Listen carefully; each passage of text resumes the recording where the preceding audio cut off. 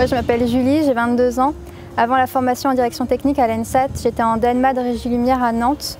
Donc j'ai fait 3 ans, ce qui équivaut à un grade licence qui m'a permis de rentrer en master en direction technique.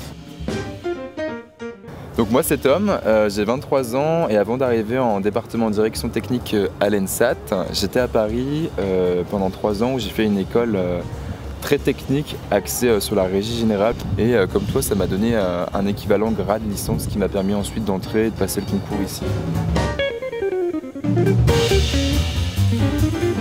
Donc la première année, on voit vraiment tous les métiers qui s'articulent autour d'une création d'un spectacle, passant de la lumière au son, au costume, à la scénographie. On apprend vraiment à savoir leur langage pour qu'on puisse discuter avec eux. Et la deuxième année, c'est beaucoup plus technique, c'est ce qui nous attend vraiment dans le domaine. Donc management, c'est cours de sécurité, logistique. On va beaucoup passer de temps en classe de manière théorique, vraiment à approfondir les textes de loi par exemple, à aborder le contrat de travail, la réglementation, le code du travail, etc., etc. Et aussi beaucoup de temps en application sur le terrain au plateau, que ce soit en Léran ou en Terzièvre, c'est un peu nos deux théâtres ici à l'ENSAT, où on intervient en qualité de régisseur ou de régisseuse générale sur le projet de A à Z. Alors même si pendant les projets, on fait de la régie générale, c'est pas vraiment comme de la direction technique, mais c'est déjà un peu comme une approche.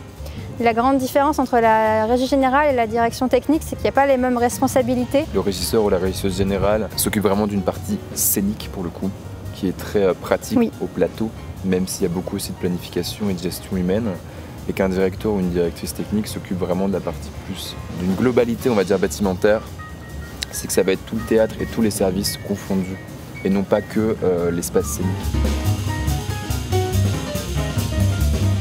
Un directeur ou une directrice technique, pour moi, c'est un encadrant. Moi, quand je travaille avec les copains en scénographie, en lumière, en son, tout le temps, j'ai cette image de parent, un peu de papa, qui va encadrer et qui va accompagner du début jusqu'à la fin, jusqu'au démontage, jusqu'au recyclage du décor, toutes les petites étapes, on va dire, d'une création et de son exploitation. On prend très souvent l'image d'une tour de contrôle pour un directeur technique. Parce qu'une tour de contrôle, c'est là pour avertir quand il y a des soucis ou quand on voit un peu tout le monde arriver. Et c'est aussi là pour conseiller. Donc finalement, on a vraiment tous nos avions, c'est tous les métiers différents qui travaillent sur un projet ou dans un lieu. Et on a cette vision quelque part à 180 degrés sur l'ensemble des collaborateurs, mais pour autant, on n'est pas des policiers. Ah bah non. La plus grande difficulté pour se positionner en tant que directeur technique, c'est vraiment le rapport humain. La seule chose sur laquelle on n'a pas la main, et heureusement en fait, parce que chaque personne est différente. Et c'est assez intéressant parce que, en fonction d'une distribution d'un projet, ça peut donner un résultat ou un autre. Et ça, il faut accepter que ce sera toujours différent et qu'on est juste là pour que ça se passe bien et qu'on n'est pas là pour contrôler les personnes. En somme, on a beau être un chef d'orchestre, pour moi c'est vraiment comme ça que je l'interprète, être le chef d'orchestre d'un point de vue technique et pas que, réglementaire, logistique, on en a déjà parlé. Cependant, on ne peut pas tout maîtriser.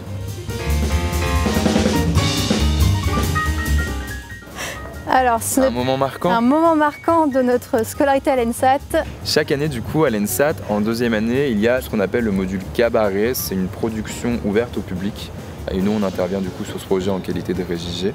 C'était aussi intéressant d'apprendre à travailler ensemble sur une régie générale pour coordonner l'ensemble du projet, alors que nous-mêmes, on ne se connaissait pas. C'est un peu un challenge. C'est qu'in fine, on était à peu près 60. Entre les personnes en conception costume, les personnes en atelier costume, les personnes en lumière, en son, les comédiens, les comédiennes, les figurants, toutes les personnes à la technique derrière que le public ne se doutait pas de voir, et d'avoir su faire également le lien en fait entre l'écriture du plateau et ce qui pouvait se passer dans les ateliers costumes, ou en scénographie, ou en construction. Et ça pour moi c'était très intéressant. C'est le plus beau souvenir que j'ai de ces 2 ans.